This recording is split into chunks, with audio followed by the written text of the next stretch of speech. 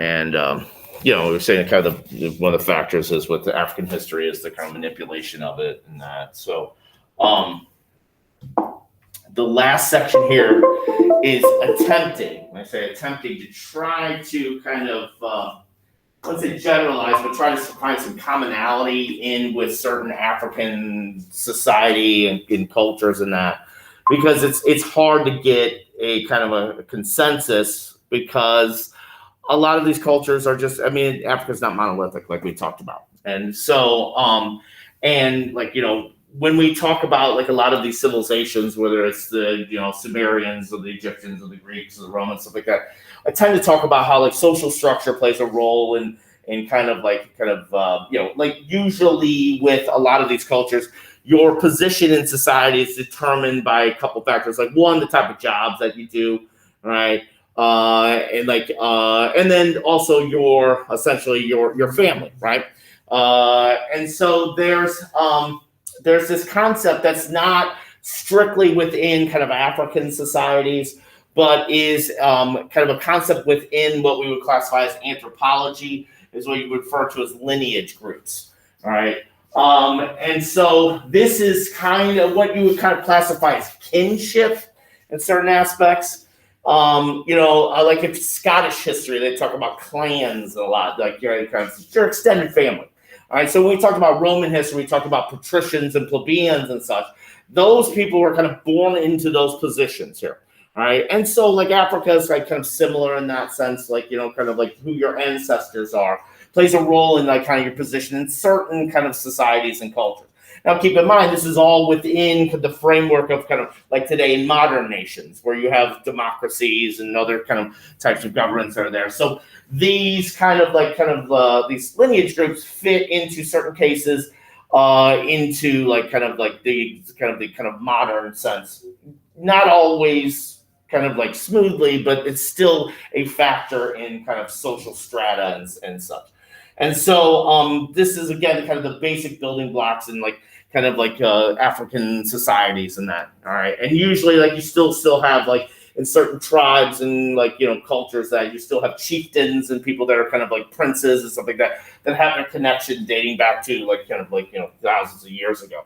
Now, usually in these cultures that we talk about, a lot of times when we talk about political power and stuff like that, a lot of times usually in these kind of ancient civilizations, we have like the examples of being like monarchies or whatever. You have passage from fathers to sons. All right. In Africa, there's a slight variation in that kind of transition. All right. In most cultures, you have this kind of passage of status. All right, and like based on ancestry. In what they call a paternal line, all right, which the descent is traced through the father's kind of family. Usually, particularly with Romans, that was particularly very important there. But in African cultures, not all, but in some, you will find more what they refer to as maternal. All right, and it isn't always like the passage from like father to son. All right, a prime example, like we had talked about, Mansa Musa. Right, Mansa Musa, who was the king of the Mali Empire at its peak there. Now, he was the 10th Mansa. He was the great nephew of the founder of the Mali kingdom, that guy Sundiata Keita. Now, he was related to him, though, on Sundiata's, he was related to on Mansa Musa's mother's side, who was basically, that was the kind of they were, his great grandmother was essentially the sister of Sundiata Keita. When there was at one point no clear passage from father to son, it switched over to the kind of maternal side. All right, and Mansa Musa became king. All right, and so you'll find that in more so in Africa than in other parts of the world. You'll find this kind of passage, like this maternal kind of line passage of power. All right, not everywhere in Africa, but in certain cultures you will find that. All right, so that's the thing that kind of we get this slight kind of difference and variation.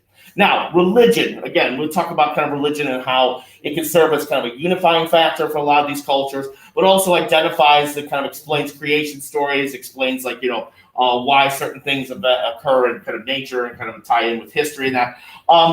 Today on the African continent, the two dominant religions are the religions of Christianity and Islam. All right. And so, like, for example, Christianity, we talked about the state of Axum, which had Christianized very early, even before the kind of the Romans did, officially making Christianity their official religion.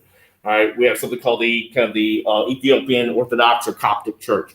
That's one of the earliest churches and oldest churches in the world.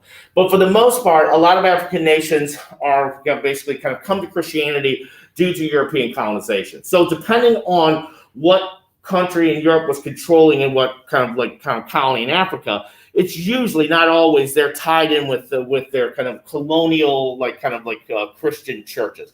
So, for example, like places like Kenya and Ghana, which were both British colonies, the Episcopalian Church, which is the kind of the Church of England, is the dominant Christian church in those places, with scatterings of various kind of evangelical kind of Christian churches in that. In, let's say, like the Congo, Rwanda, Burundi, it tends to be Roman Catholicism because those places are controlled by the Belgians, who are Roman Catholics.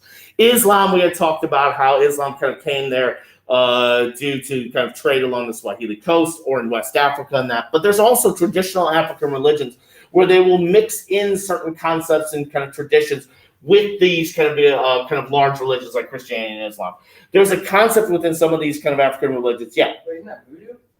Yeah. So there's a little bit, and we'll talk about it. I'm going to show you a video that kind of mentions that voodoo has its origins in Africa. With the full. Does it have like ties to Christianity? What's that? Am I wrong? Or does No, there's certain aspects that they'll use that in there. Yeah. Yeah. So there's a concept called animism where you attribute and I'd say non-living things. It's a little bit misleading. You attribute a soul or a spirit to things that maybe like in nature, like to a mountain or a river and that. All right. Like probably next chapter, we'll talk about in Japan, this religion called Shinto, which is a prime example. There's a heavy emphasis on nature. So a lot of kind of traditional African religions had that concept. When Christianity and Islam emerged there, while it's not fully on display, sometimes they do still have some of those tenets of it. All right. Now, also with a lot of these African cultures, there is extensive mythologies that really, unfortunately, we haven't really delved into kind of like our textbook doesn't really mention much. All right. And so like when we talk about chapter 4, we talked about ancient Greece, we delved into a whole bunch of mythology, we got into it. One African culture that has an extensive kind of mythology are the Yoruba people of Nigeria. All right. And the Yoruba are mainly in southern Nigeria. Today, most Yoruba are Christians, but they will still hold on to some aspects of their traditional religion. All right. This was an area here, what they call the Gold Coast, but it was also referred to as the Slave Coast, because many slaves that came to the Americas came from this region. So that's why voodoo, you talk about voodoo, kind of made its way to like the Caribbean islands. Right, kind of those kind of traditions that were still held in there. Within the Yoruba mythology, you have like a pantheon of deities and heroes and stuff like that. They refer to them as Orishas. Right, Orishas are kind of similar to maybe like kind of in Greek mythology, talk about the Olympians to a certain extent. Right, and much like all these other mythologies that we talked about in the past with the Egyptians and the Greeks and that, is they tend to departmentalize kind of like aspects of the world. All right. And so I'm going to show you this video from this kind of PBS thing. It's they have these crash courses. I'll show some in my government classes. There's one on history that John Green authored did. This one's a crash course on mythology. They have like a 15-part series. This is one on the pantheon of the Yoruba, and it does a pretty good job of kind of explaining the various deities and some of the stories that are related to it. Now, the guy who's narrating this is a little corny, but not as bad as some of these guys that I've seen. Hey there, I'm Mike Rignetta. This is Crash Course Mythology, and today we're going to finish up our look at pantheons with African gods. Now, some Crash Course fans are already scratching their heads because they know that it's very hard to speak of African anything without drastically oversimplifying. It's enormous and filled with diverse peoples. Africa, as the saying goes, is not a country. It is, however, a song by the 80s band Toto. Maybe some karaoke later, Tote? Toe? Been the rain down in Africa. There is no one African mythology or pantheon, just like there's no single Native American or Asian mythology. There are similarities in the stories of different groups, but no one consistent family of gods. So this episode is going to focus on an African people with a well-documented set of deities, the Yoruba of Western Africa. In particular, we're going to look at their pantheon of Orishas and one very wise chameleon.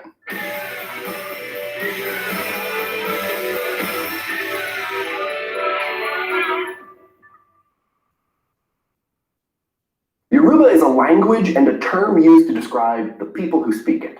Yoruba people live in the region around the Bight of Benin, in the countries that are now Benin, Togo, Nigeria, Ghana, and Sierra Leone. These regions are important. They're home to millions of Africans and were also centers of the African slave trade, meaning Yoruba traditions traveled from Africa to the Caribbean, Latin America, and North America. Some of these traditions have been modified and translated into the set of practices called Vodou in Haiti. Probably you know them best as voodoo. Vodou is a word in the Fon language that means spirit.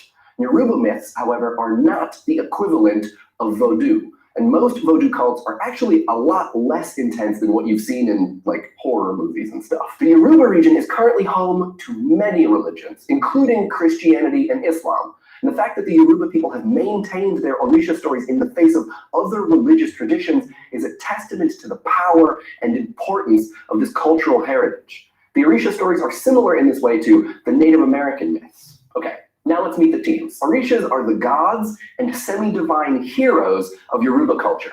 According to Alex Kwako, there are countless deities in the Yoruba pantheon of Orishas, and each one of them, in one way or another, has accomplished deeds whereby the ancestors thought it was worthwhile to include them in their oral traditions of storytelling, known as Itan. Out of the hundreds of Orishas, there are a dozen or so that feature prominently in the myths, not unlike the 12 Olympians.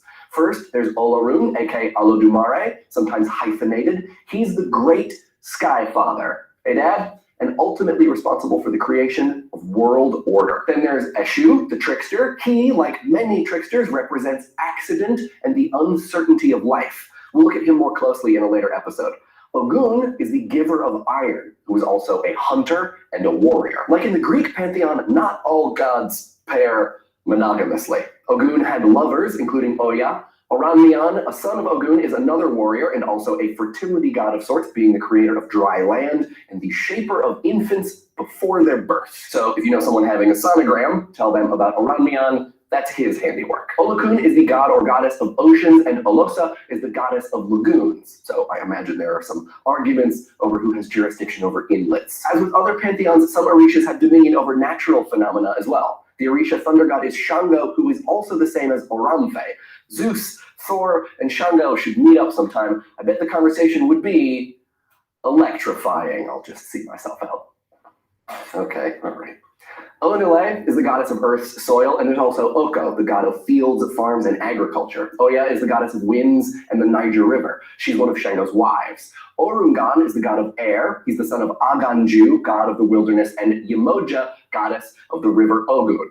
And it's not all positive phenomena either. Obaluaye is the god of smallpox, disease, and death, so I bet he's a real treat at parties. You might have noticed that there's some overlap in divine responsibility. When myths exist mostly as oral traditions and come from such a huge and diverse geographic region, a certain amount of redundancy is pretty normal. We saw this in the Egyptian pantheon too. For instance, multiple Orishas are considered warrior gods, and others seem to control aspects of the human condition. Ori is the god of individuality and fate, while Iwa is the goddess of character. A number of Orishas relate to regional geography, like forests, particular rivers, and hunting. And some represent seemingly hyper-specific but key aspects of African life, such as Ogiyan, the god of crushed cassava. Now that is a god who I bet is a real treat at a party. And just for you history fans out there, this shows that not all Orishas have ancient origins. Cassava was introduced to Africa as part of the Columbian exchange. Other than Sky Dad Olorun, the most important Orisha is his oldest son, Orunmila, the god of wisdom and divination. According to Leonard and McClure, Orunmila, by reading pine nuts and cowries, communicates Olorun's irreversible intentions and therefore personifies fate. So think of that the next time you're having pesto. Many of the Orisha myths feature Orunmila, including the one that explains how the Orishas got their powers. Oh yeah, let's go to the thought bubble. The Orishas lived on Earth, and before they each had unique powers, they were equals. Whenever they needed some special knowledge, they would ask Olorun or Orunmila for help. One day, an Orisha named Oko wondered why he should have to do that. He thought that if he had a special knowledge of a certain thing, then people could ask him and not have to hassle Orunmila. So Oko asked Orunmila for special powers to distinguish him from humans. Ogun also asked Orunmila for special power to keep the world going. Soon, all the Orishas wanted powers. Orunmila was distressed. He held all the Orishas in equal esteem. He thought, there are many powers to be shared. To whom should I give one power or another? One day, he went for a walk and met Agemo, the chameleon, who asked Orunmila what was wrong. Orunmila explained, and Agemo responded, perhaps it would be best to leave the distribution to chance. Return to the sky, then send messengers to announce that on such and such a day, you will pour the powers down on the earth. Let each Orisha catch what he can, or retrieve it from the place where it falls. Whatever power an Orisha collects in this way will be his. By sending your messengers, you will have given everyone equal notice, and no one can say, Orunmila neglected me. Orunmila followed this advice. When he sent out the messengers, the Orishas said, Orunmila does a good thing. Thank him for us. We will receive what he rains down on us. 5 days later, the powers fell from the sky. The Orishas waited in the fields and ran to catch them. They weren't all equally fast, strong, or persistent, so not all were able to get as large or desirable a portion of Orunmila's bounty. But everyone got something. Thanks, Bubble. So, man, I love this origin story. It explains how the Orishas came to have their roles. Unlike the Greek Olympians, who were seemingly born with their attributes, the Orishas, while not exactly human, don't have any special abilities or knowledge until Orunmila rains them down. And after he does, they're not all equal in their abilities, explaining why some Orishas have a lot of power and why some just get to make really delicious side dishes. Think about Orunmila for a second. He seems to be all-powerful. He could easily assign special characteristics to Orishas as he sees fit, thus increasing his influence over them.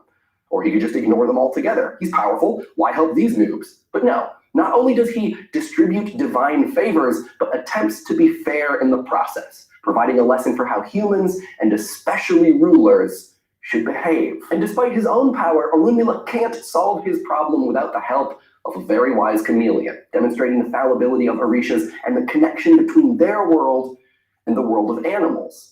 Animals play a big role in many African stories, and we're going to see more on that in a later episode. This story echoes another Orisha myth, featuring Olorun, that explains the human condition. In this story, Olorun responds to the humans of the first city, Ile-Ife, who demand inequality. As one man claimed, there's nothing that is unequal among us, and there is nothing to differentiate us. We speak the same language, we live in the same town, we each own equal amounts of possessions. No one among us has more than any other, and yet no one has less than anyone else. There's absolutely no variety in anything in our lives. Why is it that we are all the same? Like Orunmila, Olorun didn't want to give in to the humans' demands. He knew that differences between people would lead to strife. He sent Eshu to explain this, but the people of Ile-Ife wouldn't listen, and eventually Olorun relented. He sent Eshu to hand out differences to people in the marketplace, and whoa, big surprise here, chaos ensued. People complained about their individual differences. One woman saying, why are men treating us so badly? And another, why are they acting superior to us? So the next time someone makes a sexist comment, blame Eshu. But also the person making the sexist comment too. Chaos and war were bred from Olorun's inequality. Eventually, the people couldn't even get along with each other, and they had to leave Ile-Ife. This caused the formation of new nations, tribes, cities, and kingdoms, and according to the story, in this manner, inequality prevailed among the people of Earth. This story is a direct echo of the origins of the Orisha's powers and shows just how similar the gods and humans are. As with the other pantheons we've seen, gods in human form have human frailties, which may make them more relatable as objects of worship, but also makes it easier to criticize them or see them as fallible. Perhaps this helps explain why much of the world that worships a divine being has chosen to put its faith in a power that, for the most part, eschews human form and human emotions. But can they make delicious cassava? Thanks for watching. We'll see you next time. Right. And so, again, there's an extensive kind of pantheon here. I just have just kind of a few that I think are significant that were mentioned in the video there. So the kind of the head of the pantheon, and all these kind of like mythologies have like somebody at the head, right? Is Olorun, the kind of the sky father, the sky god, if you will. maybe a little bit like Zeus, maybe, but it has more of a direct relation to actually the creation concept. There's one story in which he actually breathes life, his breath breathes life into human beings.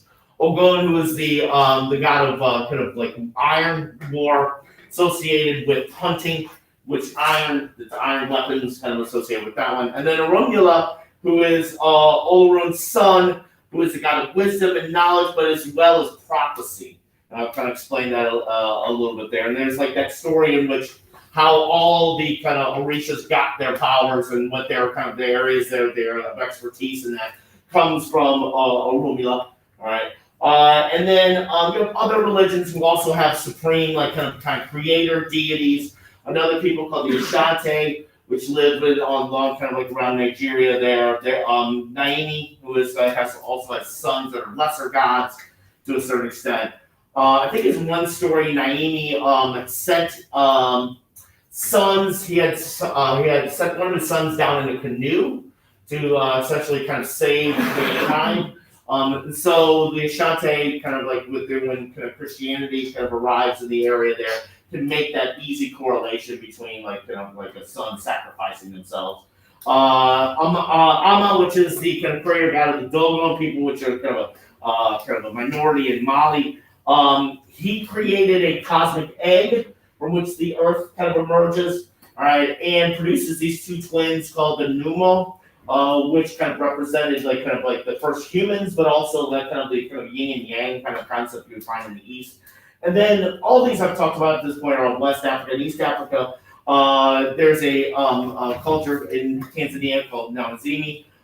Their deity Mulungu is the creator god, but he also lived on Earth and was kind of disgusted by what human beings were doing to the planet, so he left. All right, he's kind of almost like kind of a essentially kind of like a deist in that sense, where he basically kind of is an ineffectual father to a certain extent, but giving human beings enough kind of like it's a way to explain how like while we have deities, that human beings do certain things that they do. All right.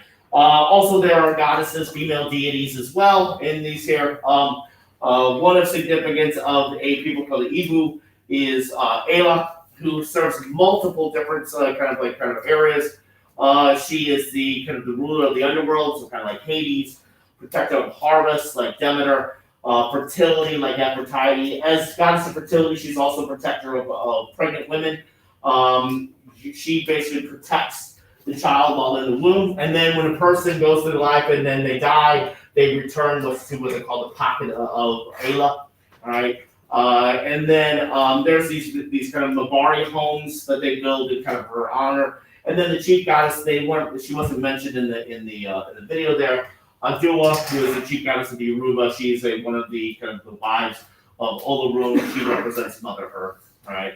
I think these kind of all these cultures have kind of there's some like kind of crossover, but they're all unique in that sense. One thing that you'll find in some of these kind of African mythologies are the emphasis on what they call tricksters. In the video, I talked about one of them, Eshu, who is the kind of trickster deity of the Yoruba people. Now, it's late when kind of Christianity emerges there's a misinterpretation of Eshu's name, means like evil one or whatever, but he's not particularly evil. All right. He is essentially kind of like explains like how like certain things can go awry. He represents chaos to a certain extent. Like in the video there, they were talking about him like he represents Olorun and amongst kind of humans. And then he divvied out all those like differences that people had. It created chaos. All right. And one other one that's significant because it kind of transcends the kind of the Middle Passage during slavery is Anansi, who is a trickster deity of the Ashanti. He's Naimi's basically he's like his connection to the humans. In one story, Naimi basically kind of is jealous of Anansi because Anansi claims to be the smartest and stuff like that. So he throws down this python to basically kind of trip him up. And Anansi gets the python drunk and is able to defeat it. So he's like, oh, okay, this dude's kind of smart. And so he basically kind of represents kind of good, like his representative to humans. He is also portrayed as a spider. Spiders play a big role in a lot of these mythologies. Like Mulungu, when he left Earth, actually left on a spider web. All right. And then he could be portrayed as a rabbit. In African American folklore, there was this story of the Burr Rabbit, which represented this kind of like the kind of slave's ability to basically kind of use their ingenuity to kind of get around things. All right. Disney had a cartoon on the Burr Rabbit, which looking back today was made in the 40s. It's a little racially insensitive. All right. But it has its associations with Anansi. So they serve as intermediaries between gods and humans, but they also serve the idea that people like human, like kind of human nature. People tend to like some of the things like Anansi is famous for doing things in which benefits him and him alone. All right, so some aspects of kind of like selfishness to a certain extent. It's a way to explain behavior. All right, in an attempt to, all right, in a kind of a mythological way. All right, this is a statue of a shoe, and there's a number of statues of a shoe you'll find, and this is Anansi as the spider. All right, and then also we have kind of those who are practitioners of these kind of traditional religions mixing in there. They're referred to the technical term as diviners, but you can also maybe use that term like the kind of Native American culture, like shamans, all right, priests to a certain extent. Particularly like the Yoruba have they call it Ifa, which is essentially the kind of the practice of basically conjuring like kind of like the gods and the spirits. Orunmila is like kind of in that sense. Orunmila kind of represents the prophecy. So in Ifa, a lot of this is basically you're kind of making these kind of like prayers to and like kind of like rituals to Orunmila. This guy on the left is using what they call Opon Ifa, which is like a circular disc that using like trinkets and then like this type of dust to kind of like predict the future. And that you see the guys on the right, also Yoruba, using certain things that are dedicated to Orunmila. There's an extensive kind of text that's like kind of like a Bible to a certain extent. That's like kind of finally but was initially kind of passed down through oral traditions. That was finally kind of written down. And so this type, you'll find this is like where you said like voodoo. Like some people will kind of like equate this with voodoo to a certain extent. But it's voodoo has this kind of, because of Christianity, has this like very like ominous kind of concept with it. But it is a kind of traditional African. People think it's voodoo, but it's not. Yeah, right, exactly. Yeah. And then you have individuals that are griots who will tell these stories in mythology, but also they're historians in a certain extent that will pass down a lot of these oral stories, for the ages. In certain cases, particularly in West Africa, griots are also accompanied with musical instrumentation. So you have people that sometimes griots are synonymous with musicians to a certain extent, but you have storytellers that will like kind of like use these instrumentations to basically kind of pass down these kind of traditions, if you will. All right. And so let me kind of show an example. Like you got this, the guy on the right here. I'm going to show this video. He's playing an instrument that's kind of similar to maybe like in India what a sitar is. This is just like a short thing from the TED Ed kind of like talk here, where this guy's basically talking about griots just briefly.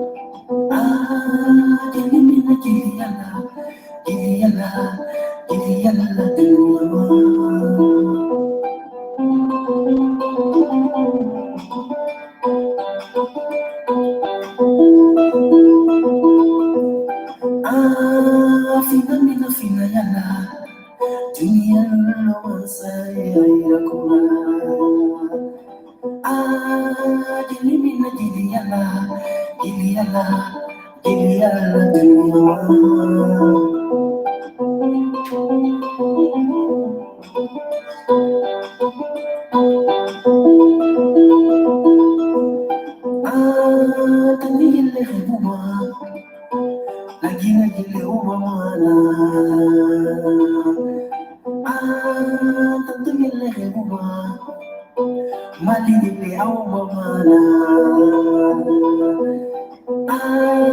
Tandile mo ma. Sinigalige ako mamana. Tandile mo ma. Malilibre ako mamana.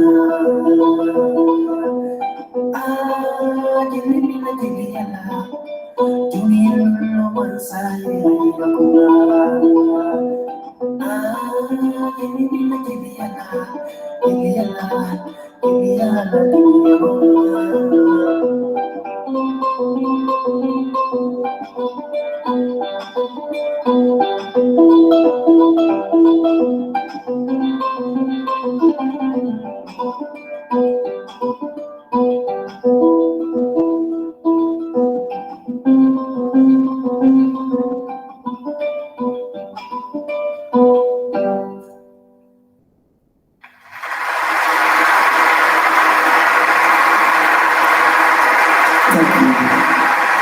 Thank you so much.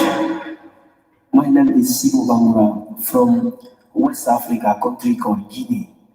I was born in a music family back home. So, which is music family back home, we call it griot. Griot, the people who born inside music, and they carry through the same culture from the great-grandparent to the grandparents to the mom and to the dad. So, like me, I was born in music family, so I was a griot. So in Africa, if you are griot, you can be playing instrument or storyteller. It's not only the griot, all of them play music. Some of them, they don't play music, but some of them, they're storyteller. And some of them play music. So some of the griot, without music, their life is a little bit missing. Okay? So like me, my life is music. So if I can do music, something is missing in my life. Okay, that's how the griot. And back home as well, if you're not born in a music family in West Africa, your parents, they won't let you play music because you're not griot family. But now things change, everybody can do whatever they want to do. So this one's called Kora. So I'm gonna take a little bit of drum and play that one for you as well.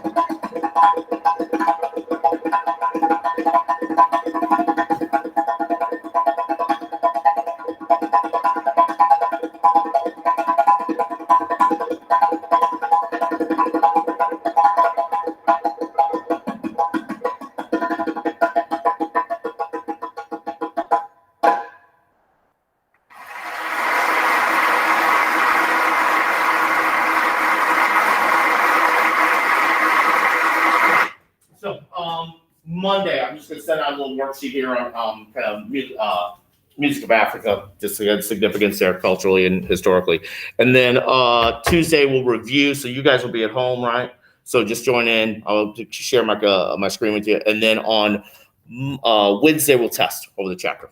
Okay, just to let you guys know. All right.